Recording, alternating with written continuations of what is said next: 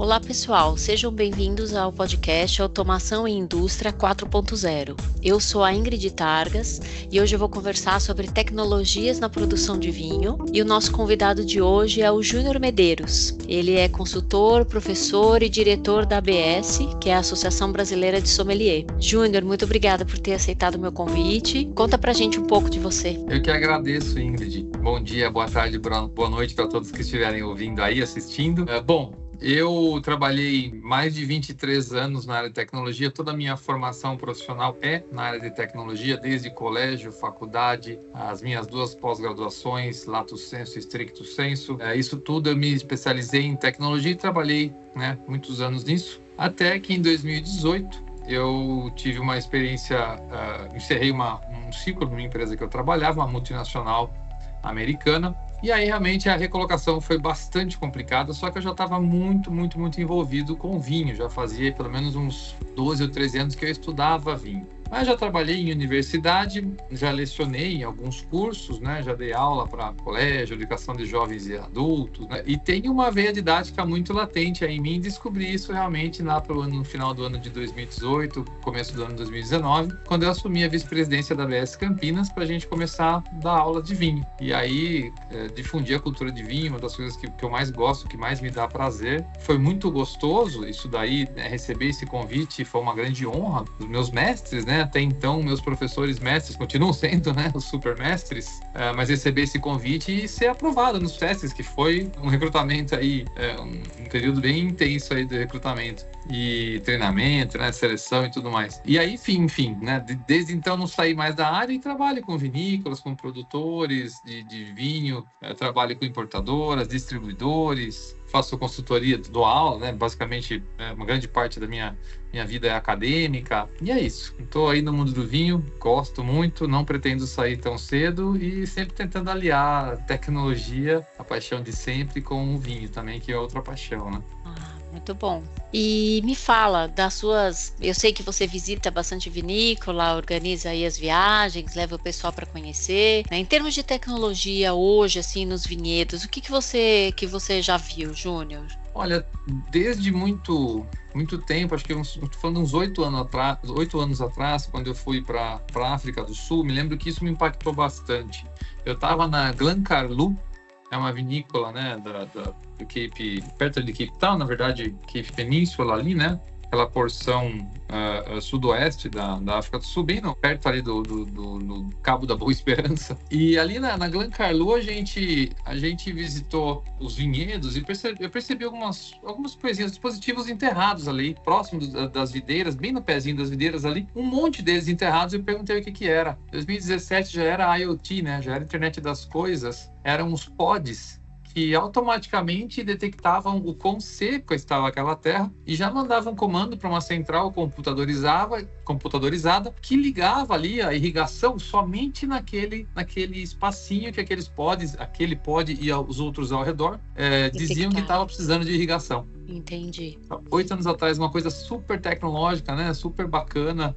E hoje imagino como é que deve estar. Infelizmente não pude voltar na África do Sul ainda, mas imagino como é que deve estar, já o avanço dessa tecnologia nessa própria vinícola. Essa foi uma das coisas, Mas a gente tem muita coisa hoje em dia que acontece no vinhedo que a gente não vê se você ficar só do lado do vinho, se você pegar só do lado depois de tirar a rolha, você nem enxerga, por exemplo, a quantidade de drones que já estão sendo utilizados, nas lavouras, nos vinhedos, para acelerar as pesquisas, drones com câmeras para verificar até a própria maturidade de uva, verificar folhas, a questão das folhas ali com uma cor diferenciada, com algum tipo de bicho, um fungo, alguma coisa ali, que necessite de uma correção fitossanitária, por exemplo. Esses drones podem até espalhar essas correções fitossanitárias, herbicidas, pesticidas, enfim, corretivos agrícolas de algum jeito. Você tem algumas regiões assim de vinho que o vinhedo é tão bem cuidado, tão bem tratado, tão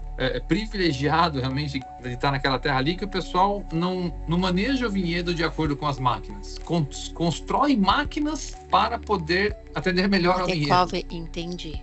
Constrói tratores, por exemplo, com estruturas diferentes, mais altos, mais estreitinhos, para passar entre as vinhas e fazer algum tipo de colheita, por exemplo, um tipo de poda. E outros lugares também que gostam muito mais de maquinário, né? Sei lá, vou falar dos alemães que gostam muito de máquinas, etc.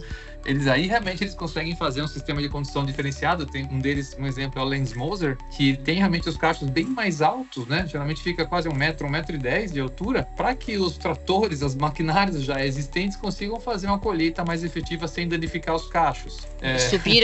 Subiram as vinheiras, é isso? Entendi. Exatamente, é um método de condução chamado Lens Moser que sobe um pouquinho, né? Conduz um pouquinho os galhos mais para cima para que os cachinhos fiquem num ponto mais específico, melhor para uma colheita mecanizada. Isso é muito bacana, né? Tecnologia aliada 100%, né?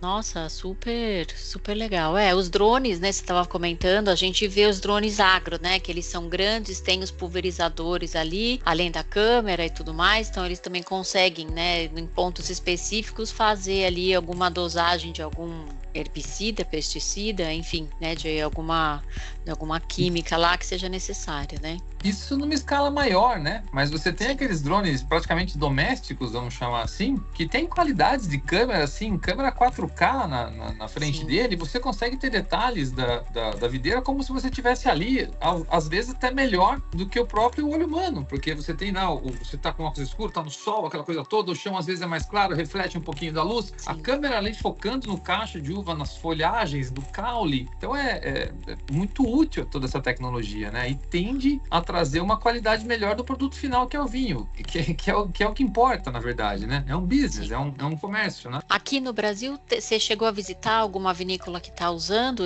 ou os pods, drones, enfim, algum maquinário mais específico, ou a gente ainda não chegamos nesse ponto? Eu te pergunto porque na indústria, assim, automação, a indústria 4.0 em geral, o Brasil ainda tem uma base instalada, né, de brownfield muito, muito grande, né, que aí ainda as pessoas estão tentando migrar e tal, e eu não sei como que é isso na produção, né, eu fui conhecer poucas vinícolas, as que eu fui, eu não tive oportunidade de ir na época da colheita, não consigo te dizer essa questão dos sensores, eu vi lá as roseirinhas, que hoje é mais um enfeite do que qualquer coisa, mas enfim, né, isso foi o que eu vi. É que tá, né? Algumas pessoas falam que o fato de você plantar a roseira na ponta ali da fileira do vinhedo, né, não tem tanta função mais hoje em dia, porque você tem condições de controlar de outras formas. Sim. Mas digamos que é uma barreira a mais. Se a gente estivesse falando de um firewall, é uma camada a mais de proteção ali, para proteger as uvas ali.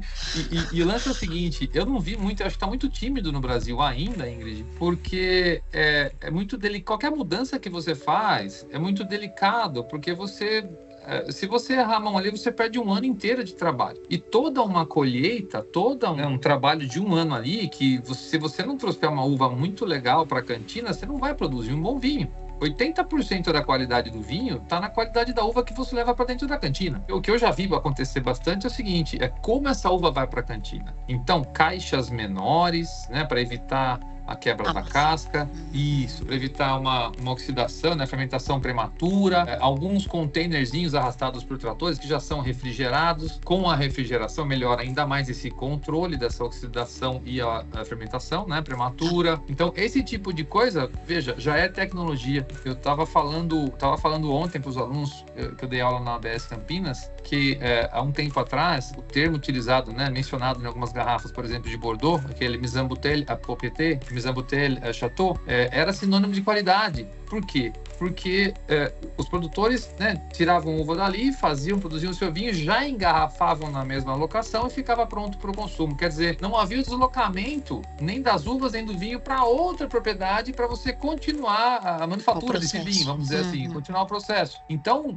imagina se isso, né, há 200 anos atrás, com técnicas, hoje um pouco ultrapassadas, com tecnologias sem dúvida muito diferentes do que a gente tem hoje, o quanto que era complicado isso na época. E hoje a gente já consegue toda essa tecnologia, essa evolução, trazer uma qualidade muito melhor para a uva que chega na cantina e, consequentemente, o que vem para nossa taça, que é o que a gente quer.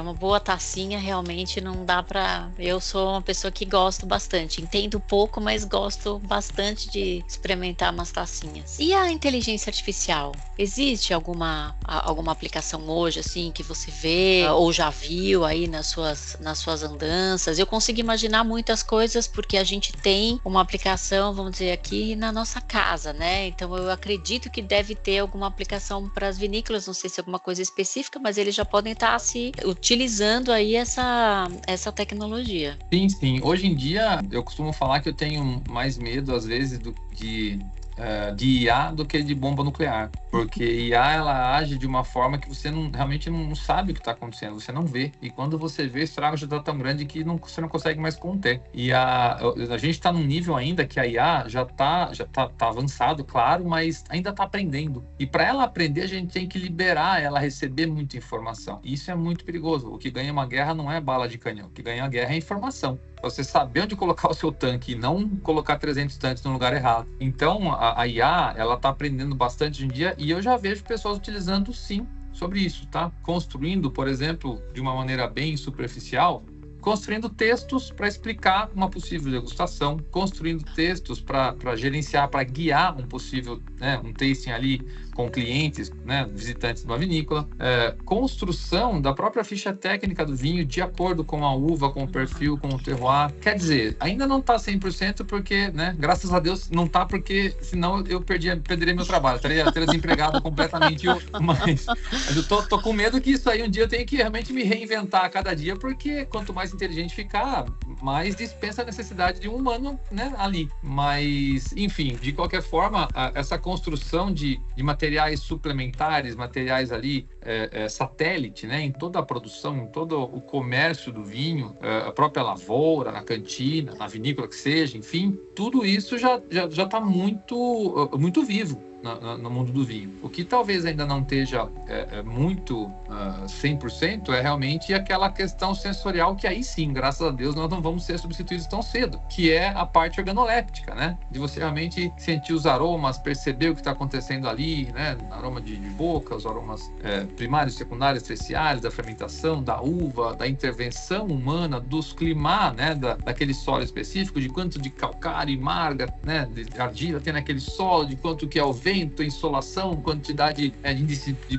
pluviometria daquele local, inclinação do vinhedo, orientação do vinhedo, hora-sol, esse tipo de coisas, né? Somando tudo isso daí, começa a ficar um pouco complicado para a IA se virar sozinha por enquanto, né? Mas isso já tem acontecido, na verdade, não só com inteligência artificial, mas a gente tem a realidade virtual, a realidade aumentada, por exemplo, né? A gente tem algumas vinícolas que você visita, você pega lá um óculos, um VR, né? E você consegue complementar a sua experiência. Você olha para umas paredes e você tem só umas garrafas de vinho, de repente você usando o VR, você vê animações, você vê personagens daquela vinícola, você vê histórias, o vinho é storytelling também, né? Você vê histórias contadas em resoluções, né? De imagens de altíssima resolução, um som muito bacana, experiências 3D, que você consegue praticamente voar, você se sente voando por cima dos vinhedos. Isso tudo complementa a experiência que o visitante está tendo na vinícola. E isso é o bottom line, a experiência que você tem, provando o vinho, visitando a vinícola, compartilhando com um amigo, abrindo uma garrafa de uma safra especial. Eu falei da pessoa que visitou a vinícola, mas me ocorreu agora aqui também a possibilidade da pessoa não conseguir visitar a vinícola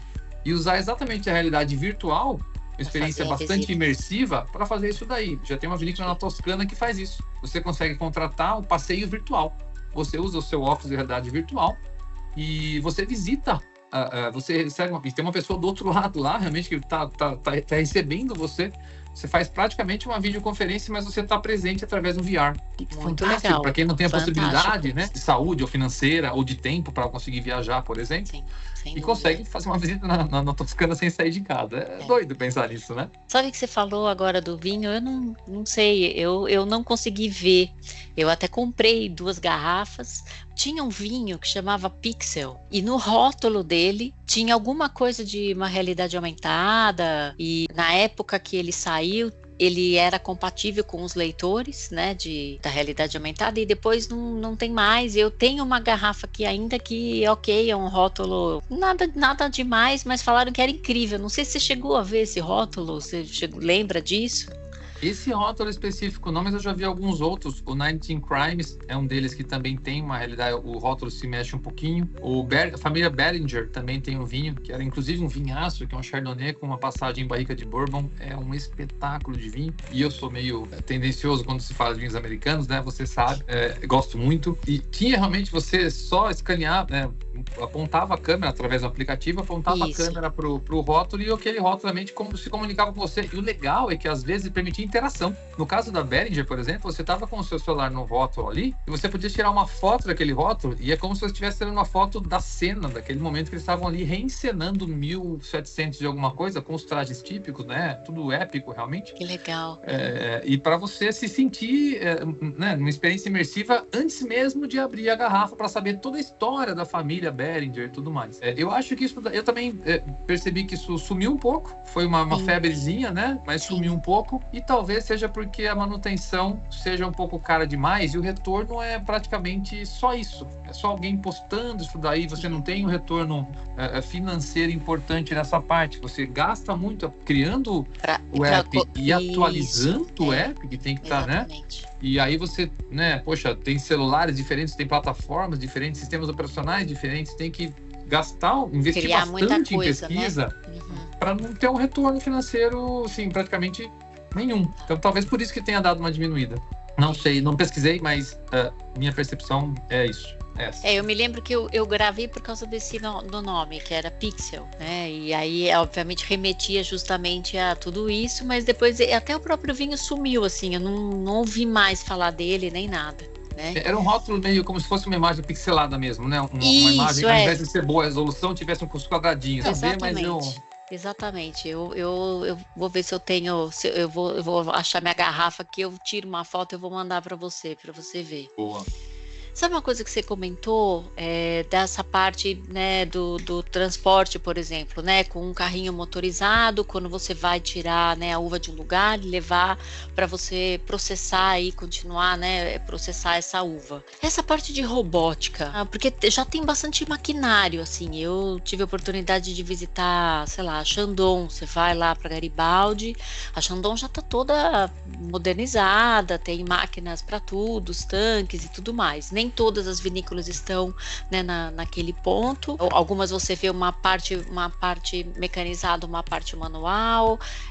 Nem todas, às vezes em garrafa, mas na hora de pôr o rótulo ainda é uma pessoa para pôr o rótulo, fazer, né, o fechamento. São alguns detalhes assim que eu não sei se isso é só, sei lá, por uma opção ou assim, ou querer, né, manter isso para ter essa, tipo, esse artesanal, não artesanal, que artesanal perdeu um pouco desse sentido, mas desse customizado, né, que você entrega com uma garrafa que não foi lá, tudo saiu plá, cuspido lá da máquina, enfim, não sei. E aí eu queria saber disso, assim, essa parte da robótica, de maquinário, o que você tem visto, né, aqui no Brasil e aí também nas suas viagens aí que você faz? Acho que essa parte da robótica, ela entra muito na automação industrial, né? E mais uma vez, eu vou falar de custo aqui, não me entenda mal, eu não estou, né, só querendo monetizar o vinho, mas para os vinhos mais simples, se você tiver muitas pessoas envolvidas no processo, o processo for muito manual, a conta não fecha.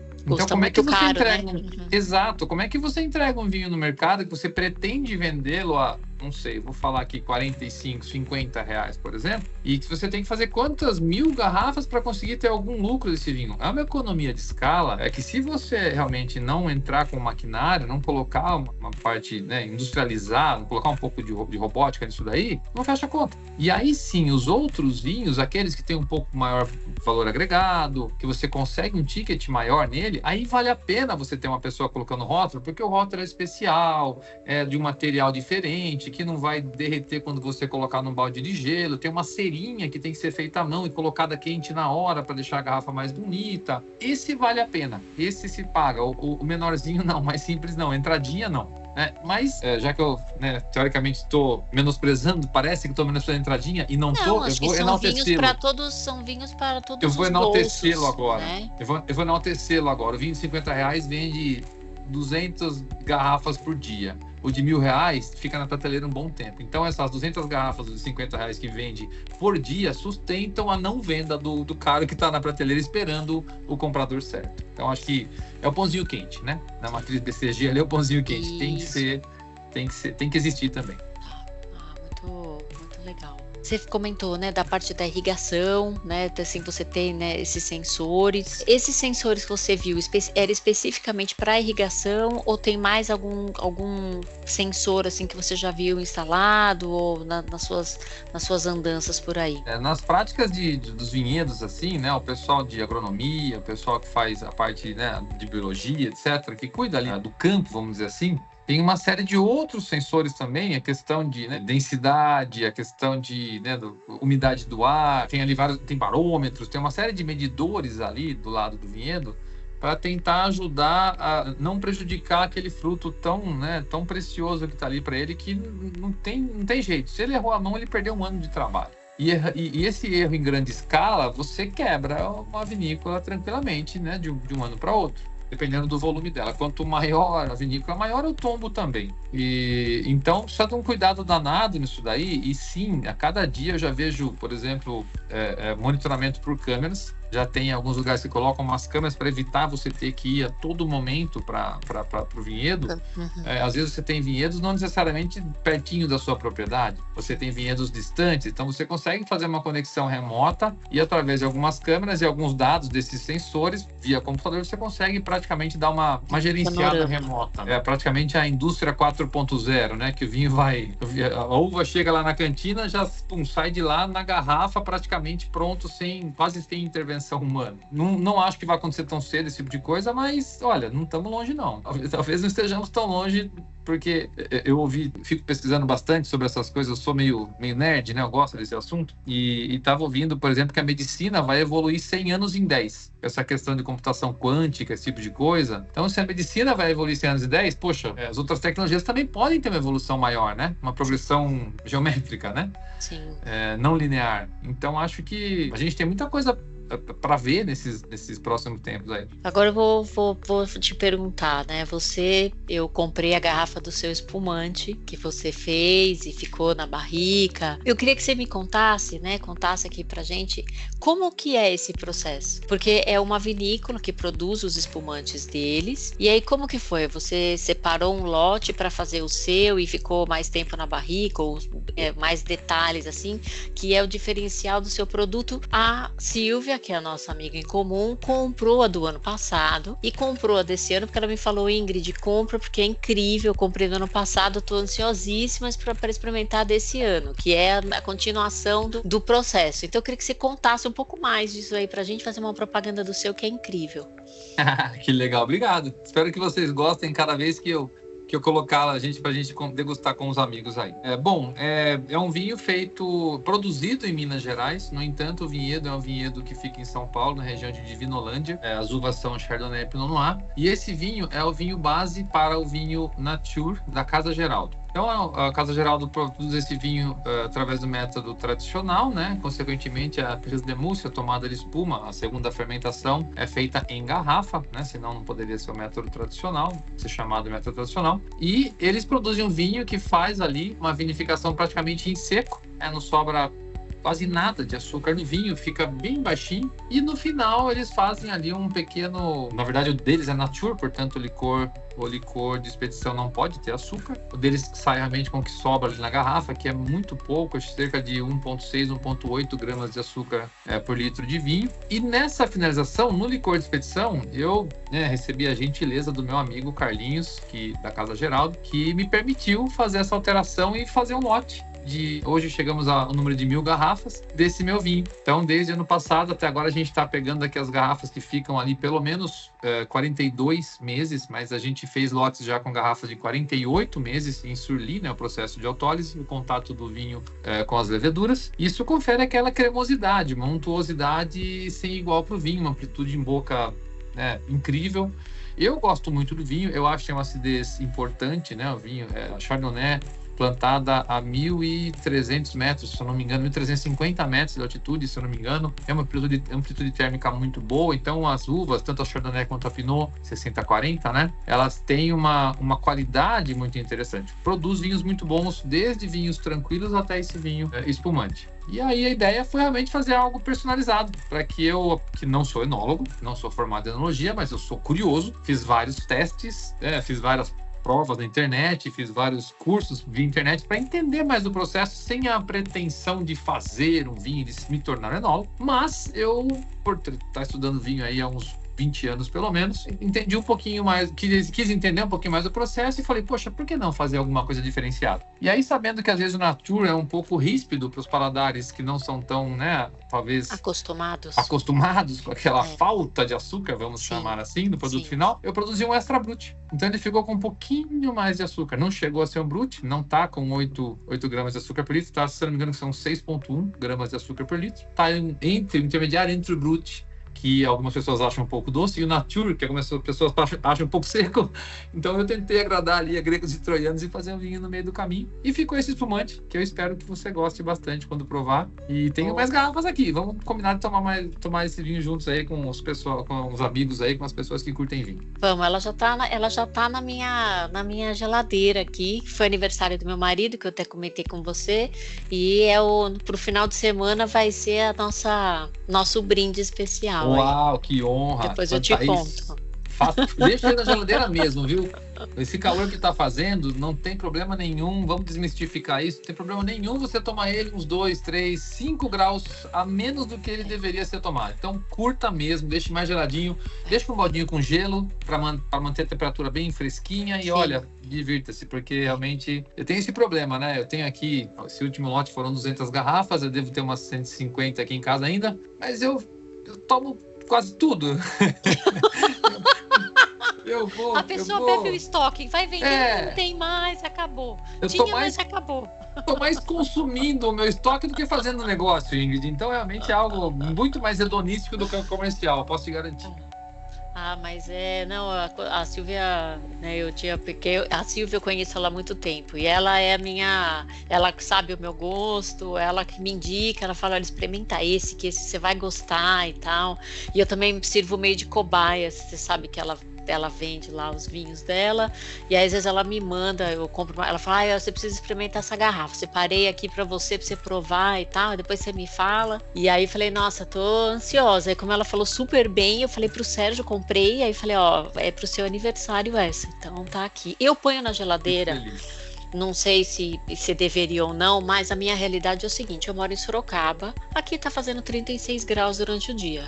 A minha adega fica num lugar no meio da casa, então ela é ventilada, ela não tem nada de calor, de sol, de nada, mas mesmo lá, chega uma hora que fica quente porque o ar tá quente. Então, eu tá na geladeira, né? Porque é adaptar para minha realidade. Em São Paulo, onde eu morava, que era o apartamento, era um lugar um pouco mais frio, era 14º andar, assim, então a gente não sentia esse calor tão intenso como a gente sente aqui. Então tivemos que adaptar para nossa realidade aqui, mas depois eu te conto. Mas mantenha na geladeira, não tem problema nenhum sendo que você vai tomá-lo, né, daqui a pouco. É um espumante, não é um vinho de guarda, você não tem a necessidade, né, de ficar com ele ali sem a luminosidade, aquela coisa. Geladeira você abre e fecha, então talvez seja um pouquinho ruim, mas... não, ela tá embaixo de tudo ali, a gente pode abrir e fechar, não dá nem pra ver, eu só vejo a ponta do gargalo dela ali, entendeu?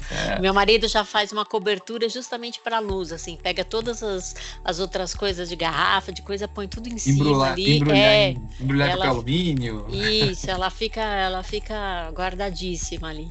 Boa. Deixa eu te falar, então você estava falando, né, desse salto, né, da indústria, por exemplo, da medicina, com a inteligência artificial, com essas novas tecnologias. Você vê isso chegando no mundo dos vinhos, na fabricação, né, assim, porque tem alguns lugares, por exemplo, você falou que você foi para a África do Sul, em 2017, os caras já estavam usando essa automação aí, esse controle de processo, né, de certa forma, quer dizer, você vê lá se está seco ou não naquele pedaço, aciona a irrigação somente no pedaço que está precisando e não em tudo, também buscando, acho que, uma economia de água, uma série de coisas que todo mundo está buscando hoje. E como que você vê, né, esses negócios se adaptando aqui? A gente viu, vou te falar a minha visão de pessoa que só toma vinho, né, mas as vinícolas, quando eu me casei em 2004, e a nossa lua de mel, a gente foi para o Rio Grande do Sul e foi conhecer Garibaldi, Bento Gonçalves, Fui lá em Pinto Bandeira, fui na Geiss. A Geiss era nada do que ela é hoje, era totalmente diferente, era, nossa, uma estradinha de terra, um lugar difícil para chegar. E aí a gente teve lá mais recentemente, nossa, é outra coisa, você faz seu piquenique, senta, puta negócio incrível, assim, delicioso, né? E aí eu vi esse salto em coisa de 10 anos,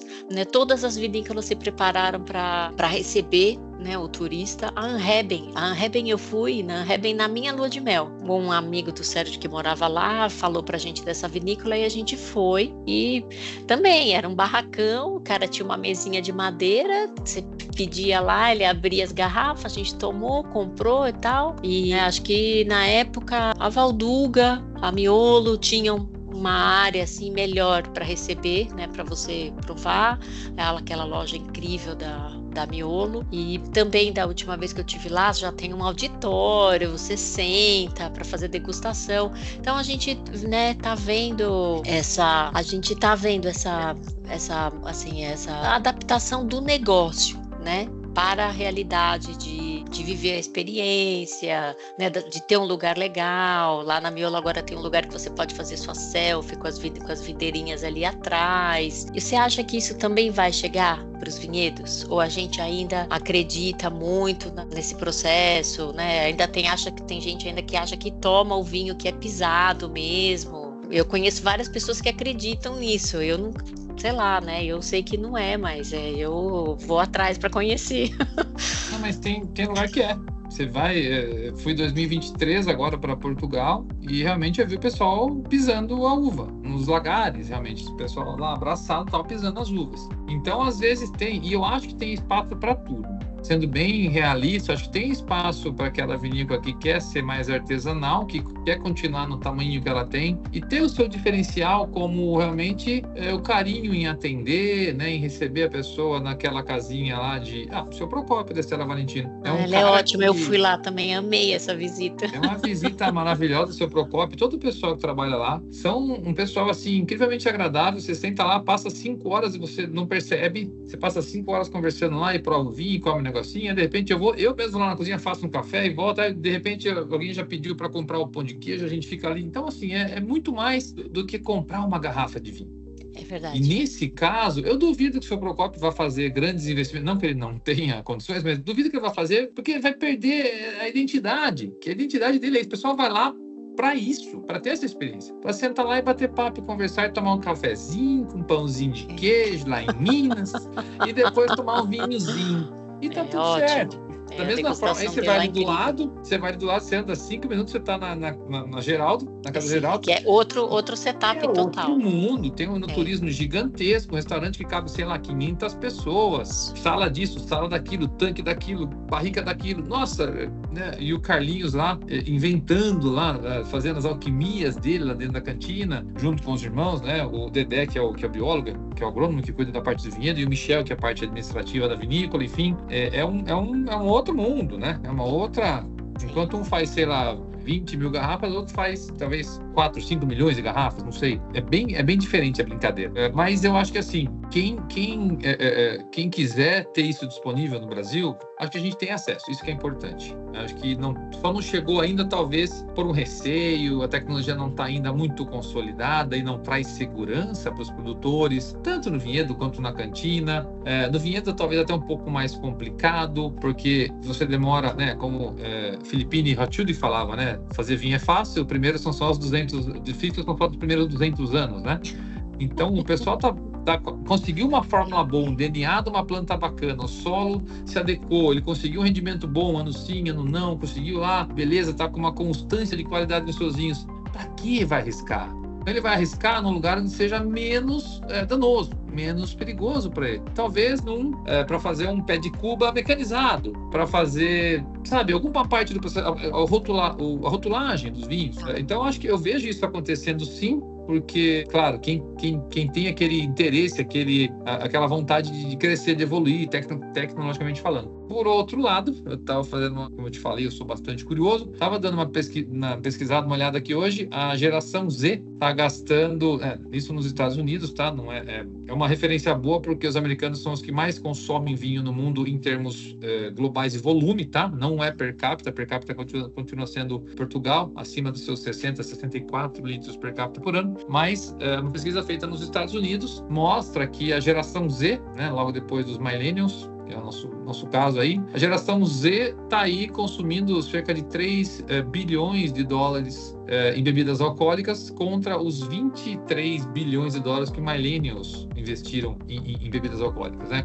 Em consumo gastaram com bebida alcoólica. Investir em bebida alcoólica me transformou quase num alcoólatra aqui, né? Mas tudo bem. Não, eu entendi totalmente entendeu, a sua né? colocação. Eu invisto também na bebida, pode ficar. E caiu demais o consumo mundial de bebida alcoólica de modo geral, e consequentemente o vinho sofre também. E aqui no Brasil, que a gente ainda a gente já não tem aquele DNA de um país, né? De vinho, de consumo do vinho. Tem muita cerveja, tem muito drink, é um país tropical, o pessoal quer saber de gelo no copo alto, refrescância, com limão, com frutas cítricas, aquela coisa toda. Então, muitos dos vinhedos franceses estão destruindo vinhedos, por quê? Porque não tem para quem vender, vai ficar cuidando, aquilo é caro para você manter. Então, por exemplo, você falou, né, você acha que chega no Brasil? Eu acho que já tem alguma coisa no Brasil, mas tem muitas pessoas que não têm o porquê ficar enaltecendo só isso.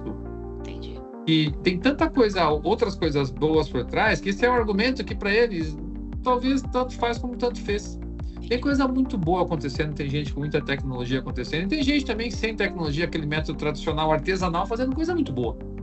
Mas no mundo, se você for falar dos grandes chateaus, eu duvido que por trás dos grandes chateaus, né, os Rothschild da vida, Lafite, Rothschild, por exemplo, Latour, Cheval Blanc, que tem um investimento absurdo, né? Latour, grandes chateaus, né? Falei alguns de Bordeaux aqui, por exemplo. Eu duvido que já não tenha alguma tecnologia diferente lá dentro, seja para controlar a quantidade da calda bordaleza que eles utilizam no vinhedo, seja para controlar a temperatura diferenciada de forma a manter uma constância de acordo com a temperatura externa do salão, não sei.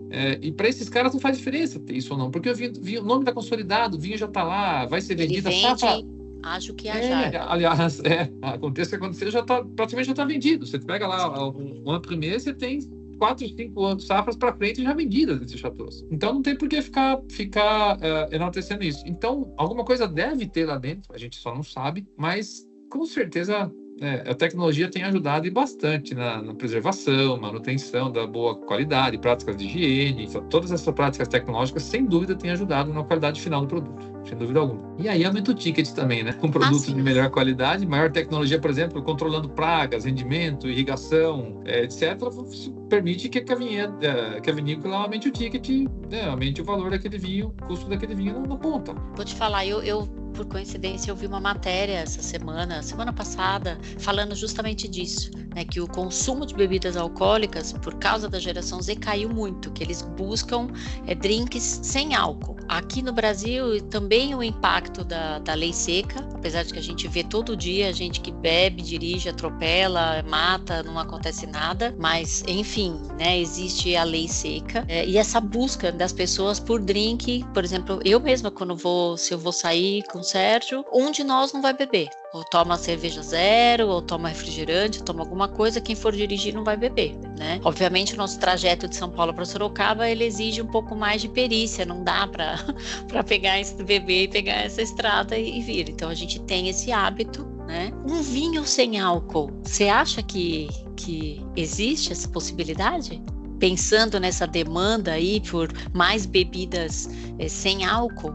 Na verdade, vinho sem álcool não é vinho, né? Pela legislação brasileira, desde 1988, o vinho é produto da fermentação alcoólica de uvas sadias e maduras. Portanto, sem álcool não é vinho. Vai ter uma outra bebida. Que era uma bebida mista, um drink, ou vinho sem álcool. Drink de vinho. É um drink de vinho, alguma coisa assim. Tinha alguns vinhos no passado que eles colocavam, acho que foi até barrado há um tempo atrás pelo Ministério da Agricultura, se não me engano, colágeno no vinho. Então, o fato de você adicionar colágeno, ele não ser um produto unicamente, exclusivamente feito de uvas, né? Ele descaracterizava aquele produto como vinho. Como vinho, entendi. Então, foi bloqueado, alguma coisa assim. E aí passou a sair... Acho que tem outros que também já são chamados drink com base de vinho, drink de vinho, alguma coisa assim. Bebida alcoólica, um drink alcoólico à base de vinho, que não é necessariamente vinho fino ou vinho de mesa, etc. Enfim, mas a gente está vivendo um momento que pode tudo. Então, chamando de vinho ou não chamando de vinho, com certeza tem uma demanda por drinks menos alcoólicos ou completamente não alcoólicos. Isso é claro, é visto, não vou falar que é bom ou ruim, até postei, olha como as coisas vêm ao encontro. Eu postei hoje de manhã no Instagram exatamente essa pesquisa que eu vi da geração Z e coloquei assim, preocupante. Preocupante porque é um business, é um mercado que eu gosto muito, vinho eu gosto muito, eu vivo disso inclusive, então para mim é preocupante essa informação, né? Mas a gente tem que se adaptar, tem que ser resiliente. Da mesma forma que, né, já que isso aqui é um podcast de tecnologia, a obsolescência é muito rápida em todo o parque tecnológico. Me lembro que quando eu fazia a análise de sistemas, nossa senhora, 1995, olha aí como eu tô velho, a gente falava que a cada 4 ou 5 anos era uma obsolescência total de todos os dispositivos de rede que a gente tinha lá na universidade. Detalhe, na universidade, a gente tinha muito acesso à tecnologia crista da onda mesmo. E a cada 4 ou 5 anos era praticamente tudo obsoletado ali, e enfim. Hoje tá pior esse avanço. Isso que eu ia falar, não dura 5 anos. Não, você pode até ficar 5 anos usando, mas aí você já vai começar a sentir que tá capenga, não tá mais naquele desempenho incrível, chega uma hora que não dá mais, não tem defrag, nada mais vai te ajudar, você entendeu? Não tem jeito. É um círculo vicioso, porque se você tem, por exemplo, um celular que a cada ano você troca, começou lá com 1 megapixel, agora viraram 3, agora viraram 6, agora viraram 9, o iPhone 16 tem 48 megapixels. Uma foto do iPhone 16 é enorme. Se você tentar abrir ela no iPhone 7, você vai travar o telefone. Aconteceu uma vez comigo, tem uns amigos que faziam de propósito. Teve uma época que eu estava com um telefone, estava trocando telefone, tinha dado problema no telefone meu, não lembro. Eu sou Apple maníaco, adoro iPhone. Pelo menos para Apple, para telefone celular, eu gosto muito do iPhone. Mas eu tinha, naquela época, eu estava com outro telefone, não sei se era da empresa, o que era, enfim. E acho que era um BlackBerry. E beleza. E um belo dia os caras descobriram isso, os amigos, né? Então, conheça bem os seus amigos, e começaram a mandar um monte de vídeos pesadíssimos para mim. Me travou o telefone. Tive que resetar o telefone, porque eles mandavam pelo computador, não sei o quê, né? E, enfim, aí, quer dizer, é isso. Se você deixa de participar das coisas, você deixa de socializar, porque você não está atualizado com o que... E não tem como. Hoje em dia, quem é que consegue viver sem se comunicar via telefone, via um WhatsApp da vida, SMS, Messenger que seja, comunicação via redes sociais, qualquer ela que seja, não tem como. Até o post na rede social, né? Você vai postar uma foto que ele não tá com uma qualidade boa, ele fala, não, então, essa foto não, tá? Procura outra foto. Ele mesmo já não deixa você postar, né? Praticamente inteligência artificial. O que é o algoritmo? O algoritmo é inteligência artificial, tentando ler ali a qualidade da imagem, as palavras pejorativas, discursos de ódio, apologia a álcool, apologia a qualquer tipo de droga, a sexo, etc. E bloquear tudo isso a ponto de você não ofender quem está do outro lado. Não deixa de ser um filtro. Olha, mais uma vez o firewall. A gente está sendo, mais uma vez, um tipo de censura do bem, vamos dizer assim, talvez, que dá uma brecada em alguns assuntos, talvez polêmicos demais, não sei se... Não vou entrar nesse assunto, mas, enfim, acho que a tecnologia também trabalhando bastante rápido, o fato da tecnologia estar trabalhando bastante rápido e crescendo, né, ampliando bastante rápido a base de conhecimento e ficando cada vez mais inteligente, vamos dizer assim, vai aumentar, vai ser ainda mais rápido a obsolescência dos outros produtos do parque tecnológico. E aí, a gente tem, né, eu lembro que eu estou fazendo uma lista aqui para o pessoal da ABS sobre as revistas de vinhos, blogs, né, que vale a pena a gente continuar pesquisando, tal, né, do Galone, James Robinson, Robert Parker, etc. E estava vendo aqui, em 1976, o Wine Advocate, do Robert Parker, sabe qual era a periodicidade dele? A cada 2 meses ele lançava uma notícia, um blog, saía uma coisa. Quer dizer, cada 2 meses. Hoje dá um terremoto no Japão, em 7 minutos você tem imagem em tempo real do que aconteceu lá.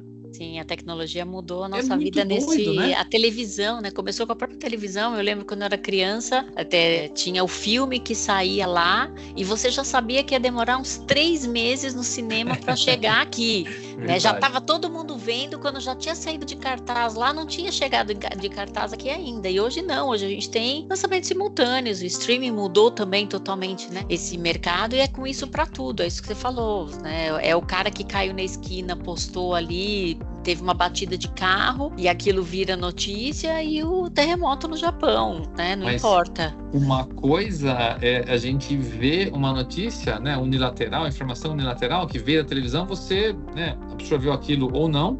Veio uma notícia de qualquer lugar, você absorveu aquilo ou não. A outra é você ter voz para responder, que é o caso da internet.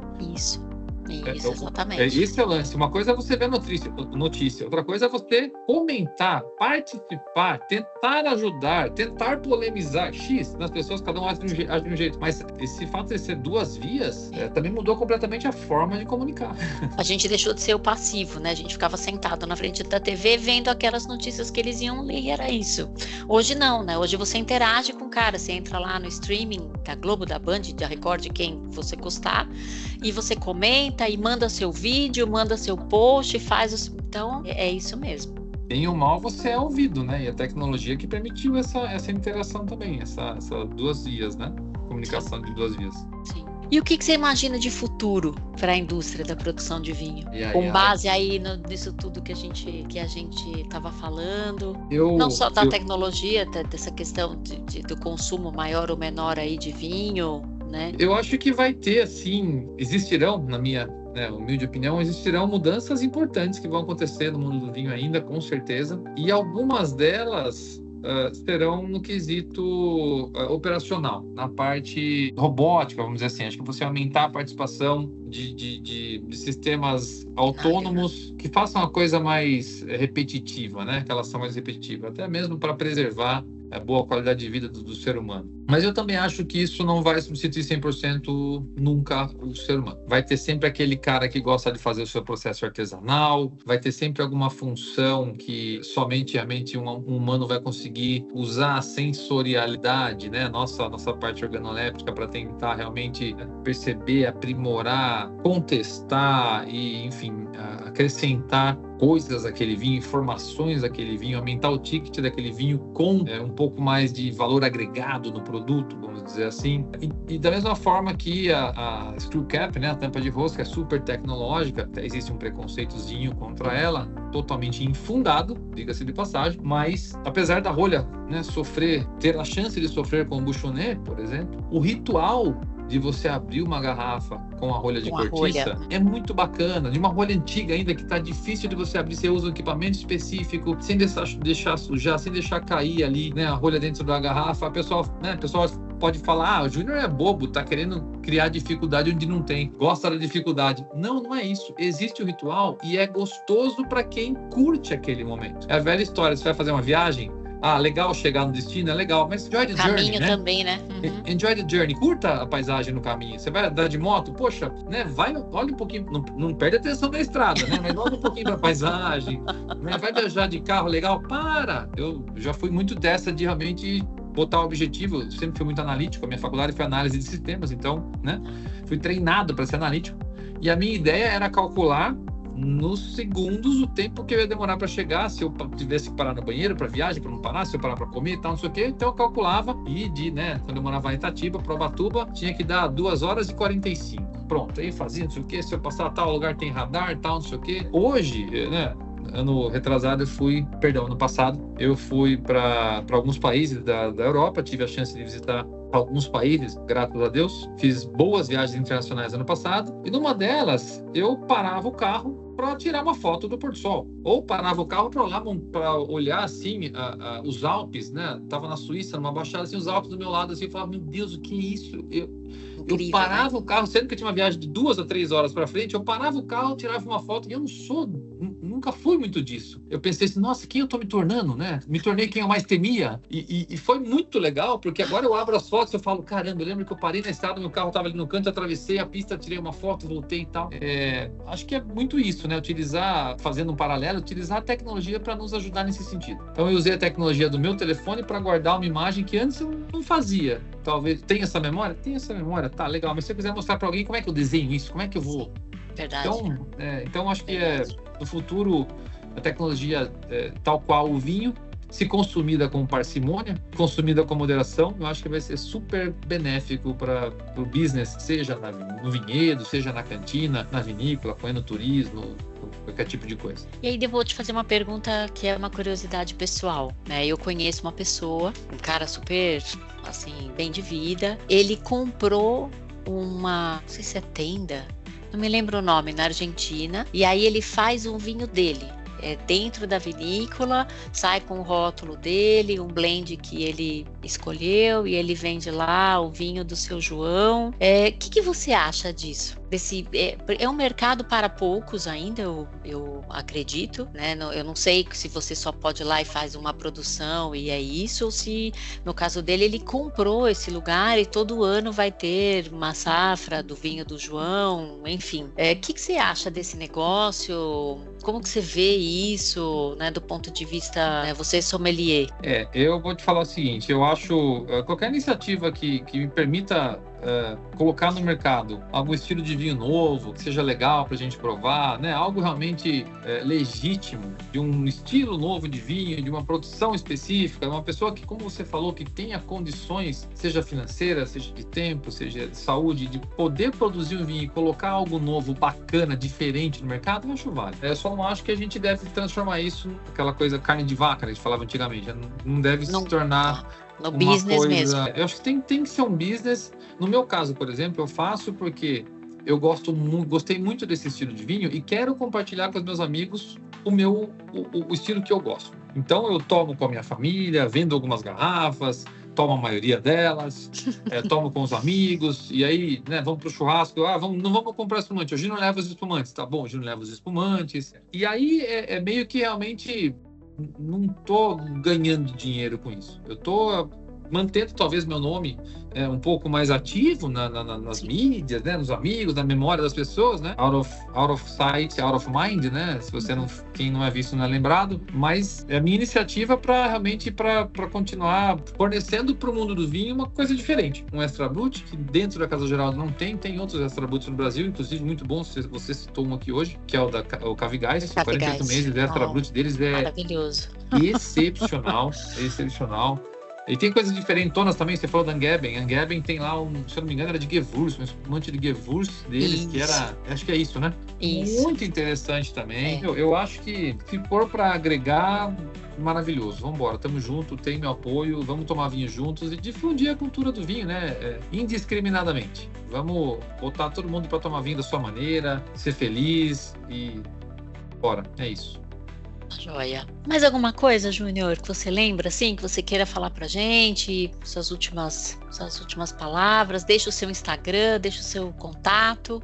Eu, quando for postar, vou colocar lá também, vou marcar você, porque assim todo mundo fica, quem quiser adquirir a sua garrafa do seu espumante incrível, já vai falar direto com a fonte. Boa, muito bem. Acho que mais do que adquirir a garrafa do vinho, que sim, temos interesse, tá? Estamos aqui disponível, tem garrafas, mas acho que o mundo do vinho é um collab da vida real. O mundo do vinho não tem jeito. Não há ninguém que saiba tudo, que tenha visitado todos os países, todas as vinícolas, conheça todas as técnicas. Eu acho que o conhecimento de uma pessoa ajuda a completar o conhecimento de outra pessoa. E aí, se a gente fizer isso numa escala global, numa escala maior, a gente vai ter um monte de gente, né, trocando informações a ponto de melhorar a experiência de cada um que está ali, de alguma forma, curtir mais o seu vinho. Eu sempre costumo falar que degustar vinho, olhar para materiais, ler um livro, fazer pequenos cursos, né? E saber de vinho, tomar um vinho sabendo de vinho é sempre muito mais legal. Você vai melhorar a sua experiência. Se você pega uma Ferrari e não sabe dirigir, você vai fazer caca. Da mesma forma, se você pega como já aconteceu comigo, era um Chateau Latour, eu não sabia, me deram uma taça na mão, eu devorei aquilo, falei, nossa, quero mais, eu fui lá ver, era um Chateau Latour de 10 anos, e eu falei, caramba, nem percebi o que era. Já faz muito tempo isso daí. Isso me deu ainda mais vontade de estudar vinho. Então, acho que estudar um pouquinho de vinho, saber um pouquinho aquilo que você está tomando, trocar experiência de vinho para melhorar, a fim de melhorar a sua experiência e a da pessoa que está do seu lado. Acho que esse é o propósito. Vinho une as pessoas, né? Acho que vinho é isso aí. Muito bom, excelente. Júnior, eu quero agradecer você de ter vindo falar com a gente, nossa, muito interessante toda essa nossa conversa de tecnologia, de vinho, desse collab que eu acredito, eu penso como você, né? Não dá para conhecer, é muita coisa boa que tem acontecendo e todo mundo conhece um pedacinho, a gente junta e tem um cenário aí bem interessante, tá? E aí, juntando vinho e tecnologia, vou deixar a última frase para você pensar aí. Vinho e tecnologia, assim, ó. Se beber, não digite. Pronto. Eu acho que nos dias de hoje que cabe bem essa. Se beber, não digite. É boa. Isso, perfeito. Então tá ótimo. Pessoal, para saber mais e acompanhar as novidades, sigam a minha página pessoal no LinkedIn, que é Ingrid Targas, e o nosso Instagram, que é English Cab Co. Se você quiser saber mais sobre um assunto ou tiver sugestões, envie um e-mail para ingrid.targas@englishcab.com.br e nos vemos em breve. Obrigada.